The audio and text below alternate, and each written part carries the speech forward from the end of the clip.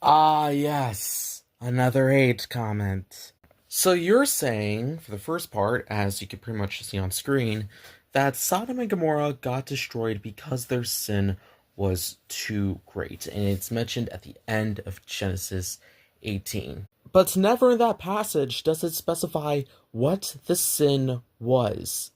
The end of Genesis 18 is about God saying, and you did mention this in the comments, basically, if 50 people are righteous in those two cities, I'll spare them. And he later reduced it down to 45, and then to 40, and then to 30, then to 20, and then to 10. Never in the passage does it mention anything about the sin, the exact sin that God was concerned about.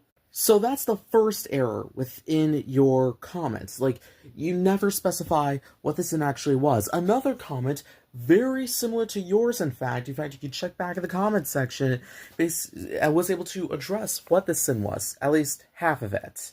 He basically said, yeah, rape is one, and he is correct about that. And the second one is sexual orientation, but if you actually look at the Bible, nowhere in those passages does say that, not even in Ezekiel 16:49 and not in Jude 7. If you ask Christians and even atheists, they'll say, yeah, God destroyed them because of rape, and the rich were being assholes to the poor. And now to the second half of your comment, where apparently my stitch never revolved around the original video. Except it kind of did. Basically, the creator of the original video was saying, yeah, I must ask God in order to do stuff first. Because if I do it myself, I'm going to jail.